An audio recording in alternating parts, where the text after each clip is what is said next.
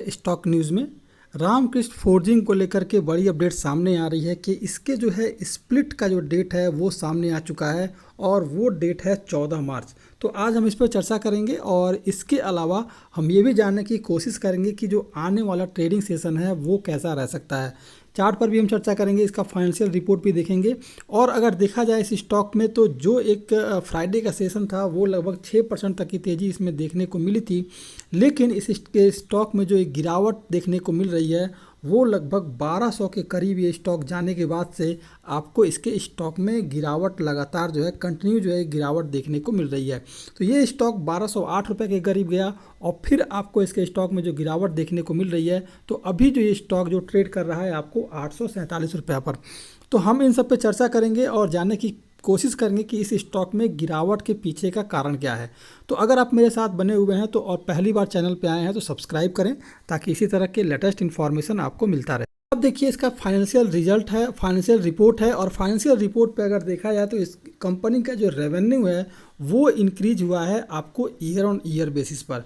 लेकिन सबसे बड़ी बात है कि इसका जो रेवेन्यू बढ़ा है लेकिन इसका प्रॉफिट जो है वो इसके इनकम में हमें कमी देखने को मिल रही है। अगर देखा जाए अगर तो 2019 का जो इसका जो नेट इनकम था उसमें 120 करोड़ के करीब था, इसके बाद से हमें गिरावट देखने को मिल रही है पिछले 2 साल से। यानी कि इस स्टॉक का लगभग 2020 और 2021 का जो फाइनेंशियल रिजल्ट था उसमें उस नेट इनकम जो था वो हमें कम देखने को मिला है। इसके कारण आपको इसके स्टॉक में गिरावट देखने को मिल रही है। इसके अलावा अगर देखा जाए इस स्टॉक में तो इसका जो इंडस्ट्रियल रेवेन्यू है ग्रोथ है वो लगभग इस कैटेगरी की जितनी भी कंपनियां हैं उनकी अपेक्षा बेहद ही शानदार है और लगभग 1% तक की तेज़ी जो है देखने को मिल रही है अन्य अपेक्षा जो भी कंपनियां इसकी कैटेगरी में आती हैं। इसके अलावा अगर देखा जाए तो इसका जो मार्केट शेयर है पिछले 5 साल में इंक्रीज किया है, लगभग 1% के करीब जो है इसका मार्केट शेयर इंक्रीज किया है। लेकिन जो गिरावट का पीछे कारण है आपको मैंने पहले ही दिखाया, जो इसका नेट इनकम है, इंडस्ट्रियल नेट इनकम जो है उसमें हमें जो है गिरावट देखने को मिल रही है। अब सवाल ये आता है कि क्या इस स्टॉक में खरीदारी करनी चाहिए। तो देखिए एक्सपर्ट की जो रेटिंग है उन्होंने ये कहा है कि इस स्टॉक में 100% जो है उन्होंने रेटिंग दी है कि इस स्टॉक में खरीदारी की जा सकती है और ये लॉन्ग टर्म के लिए भी स्टॉक बेहतरीन है।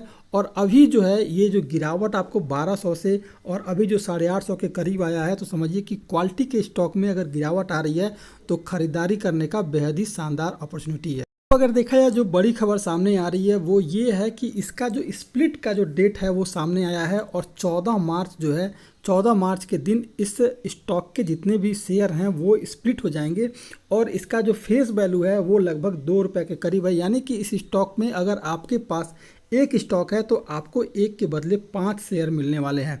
अगर एक शेयर है तो आपको 5 शेयर मिलेंगे और इसका जो है आपको बेनिफिट जो है वो लॉन्ग टर्म में भी देखने को मिल सकता है। तो जिनके भी डीमैट अकाउंट में ये शेयर है और अगर सोमवार के ट्रेडिंग सेशन के दिन अगर आपके पास इस स्टॉक के शेयर हैं तो फिर आपको इसमें स्प्लिट का जो है बेनिफिट मिलता हुआ देखने को मिलेगा। अगर इस स्टॉक को देखा जाए तो ये जो स्टॉक है अपने सभी मूविंग एवरेज के ऊपर जो है इस समय ट्रेड करता हुआ दिखाई दे रहा है। तो बात की जाए कि क्या सपोर्ट रेजिस्टेंस रहेगा नेक्स्ट ट्रेडिंग सेशन का, देखा जाएगा कि ये स्टॉक जो है एक अहम सपोर्ट लिया हुआ है लगभग 852 रुपये के करीब। अगर देखा जाए तो ये स्टॉक 852 रुपये के करीब आने के बाद से इस स्टॉक में लगातार हमें गिरावट देखने को मिल रही है। अगर देखेंगे तो हम पीछे का भी अगर चार्ट देखा जाए तो ये स्टॉक 852 रुपये के करीब कई बार सपोर्ट लिया है और फिर आपको यहीं से गिरावट देखने को मिल रही है और अभी भी ये स्टॉक जो है 847 रुपये के करीब जो है ट्रेड करता हुआ दिखाई दे रहा है। लेकिन इसका जो इनिशियल जो अभी जो कहा जाए कि एक जो सपोर्ट पॉइंट है ऊपर की तरफ का, अगर ये स्टॉक 852 रुपये को ब्रेक कर देता है फिर आपको इस स्टॉक में जो है 900 का रैली जो है देखने को मिल सकता है।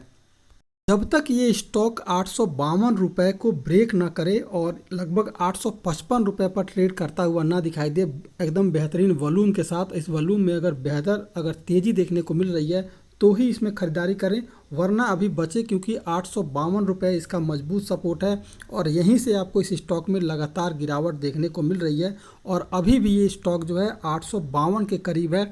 तो अगर 852 के ऊपर ये स्टॉक मिले तो इस स्टॉक में खरीदारी की जा सकती है।